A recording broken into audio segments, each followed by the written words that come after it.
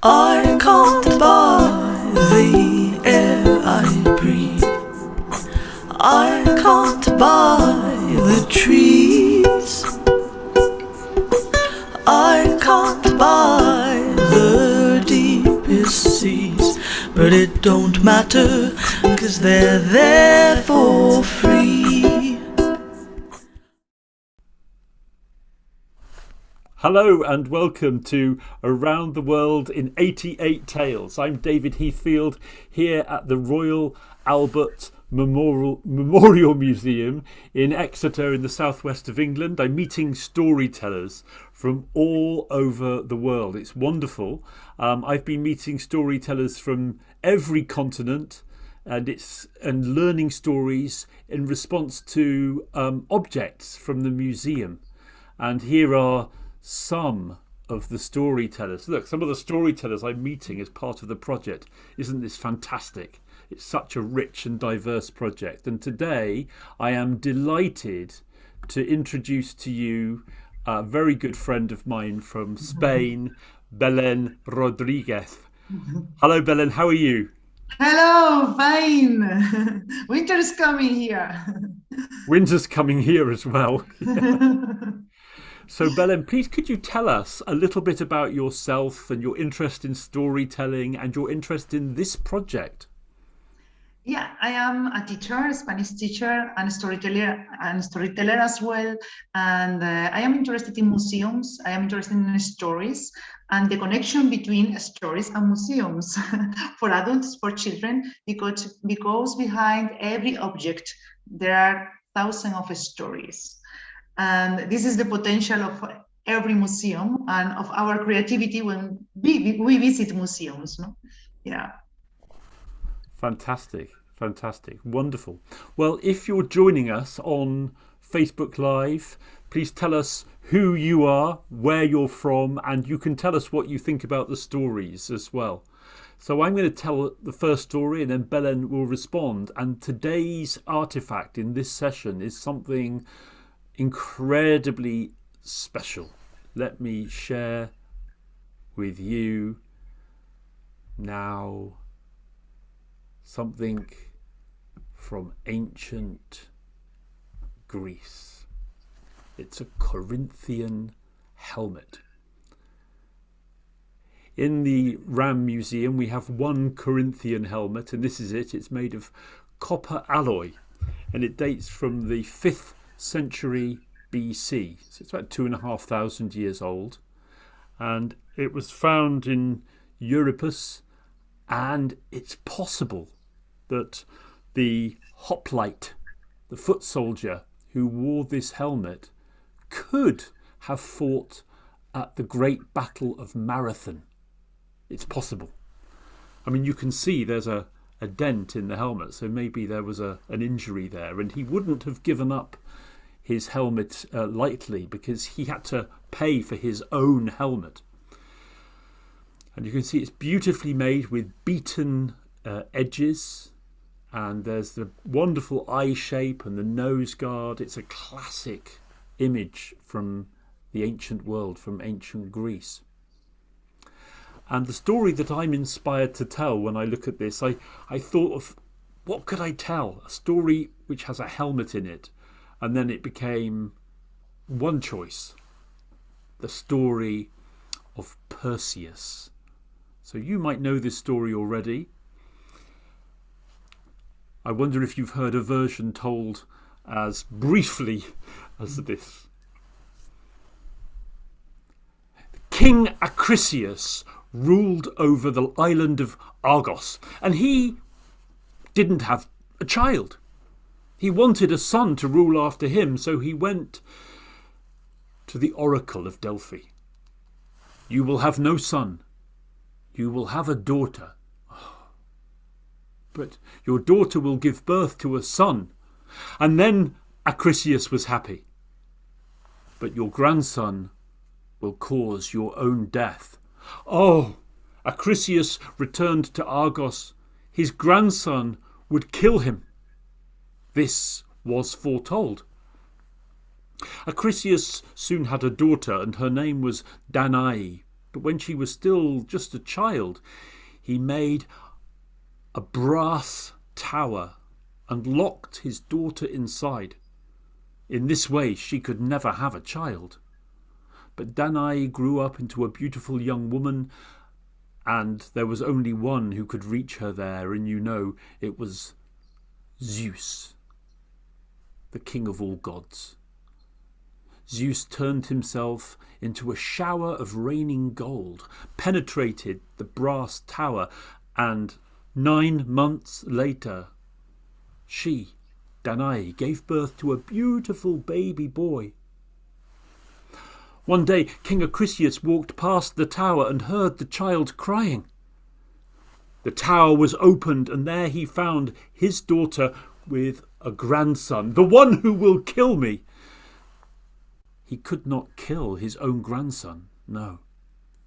So he made a wooden casket, put his daughter Danae and his grandson Perseus into that wooden casket, sealed it, and cast them into the sea, the wild sea. Surely a storm would destroy them, but the gods looked down kindly and washed them across the stormy waters until that casket was washed up on the shore of the island of Seriphus. There they were discovered by the fisherman Dictys, who brought Perseus up as if he was his own son. And when Perseus had grown into a strong young man, the cruel tyrant king of Seriphus, Polydictys, wanted Danae for his wife. He ordered a feast. Everybody who came must bring a gift.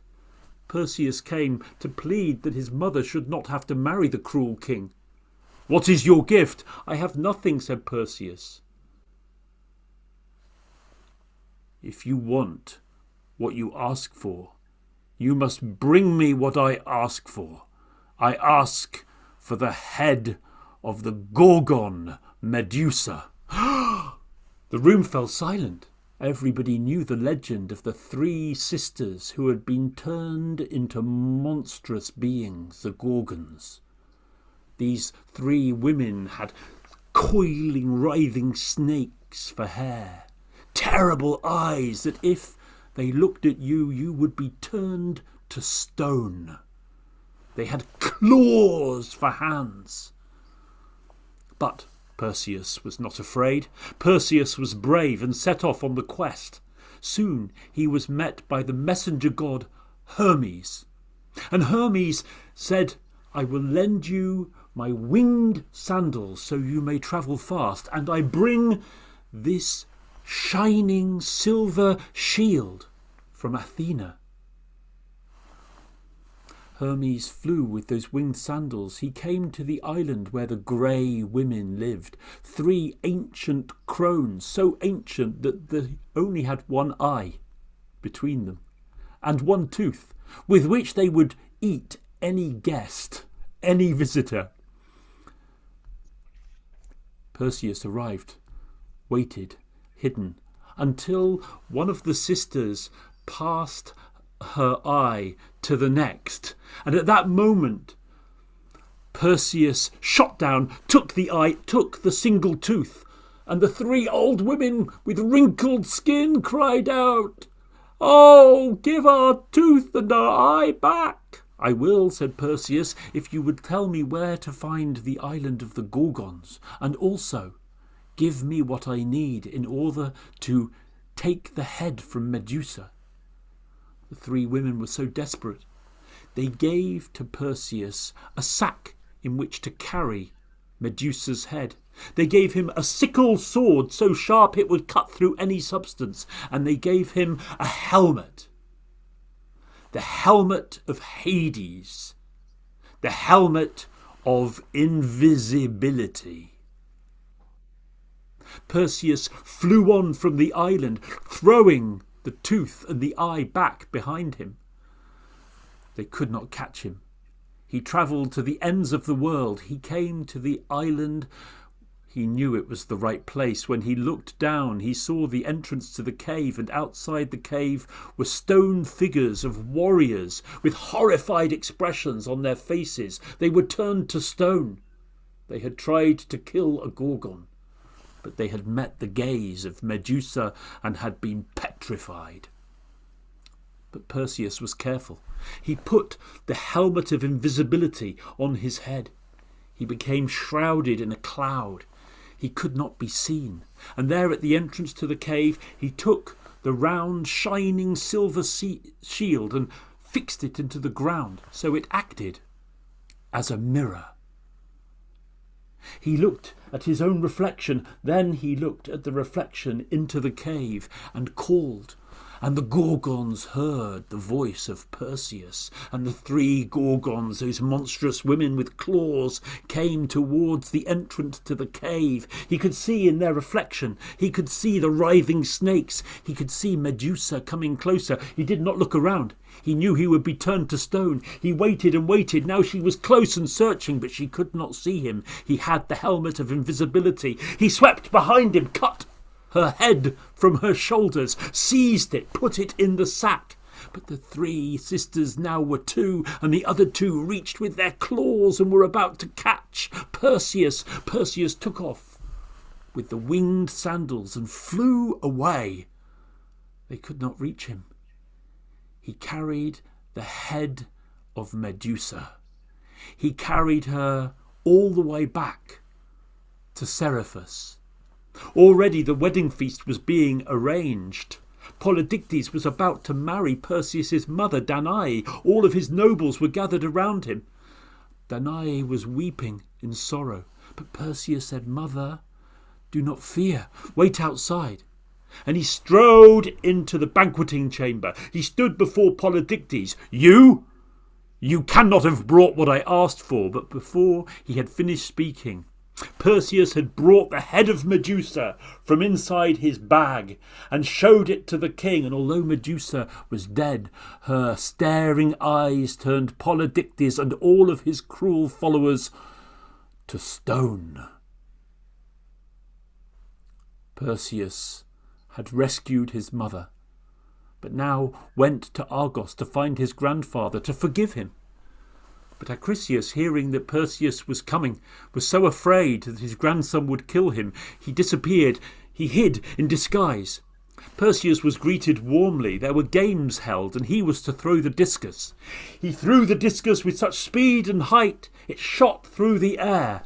But the gods above changed the course of the wind. A gust blew, and the discus struck the head of an old man among the spectators. And this old man was King Acrisius in disguise. You cannot escape your fate. You cannot escape the omens predicted by the oracle of Delphi. So this is the story I tell you of the hero Perseus, who cut off the Gorgon's head. And here is a Greek Corinthian helmet. Perhaps it's the same helmet as in the story. Who knows? So please tell us what you make of the story, and you can write in the comments whether you're listening to the recording on YouTube or on Facebook, or if you're with us live, feel free to comment. And I hand now over to my good friend Belén Rodríguez in Spain. Belén, how are you doing? Yeah. Wonderful. I think it's amazing because we are going to join with this helmet 2 dreams, very common dreams of humans, which is to be invisible and to be able to fly. So 1 helmet, 2 functions. 2 dreams are going to become true today. That's good. Fantastic. So Belén, have you got a story to share with us? Yes. Fantastic. Yes, and it comes also from of course from the helmet, but from a myth as well. So wonderful. Yeah, this is the myth of Pyrene that many of you maybe already know, but with a different version. So Pyrene was living in the north of Spain in a forest. She had a very deep green eyes, able to make fall in love to any human of this planet. Pirene was very happy living with her father in her kingdom until one day her father falls sick. So Pirene went to the forest and she tried to find some herbs to heal her father. And searching and searching and searching, in a corner of the forest, the demon appeared. Pyrene, Pyrene, take your time. I give you 3 wishes. In the 3rd, you'll be mine.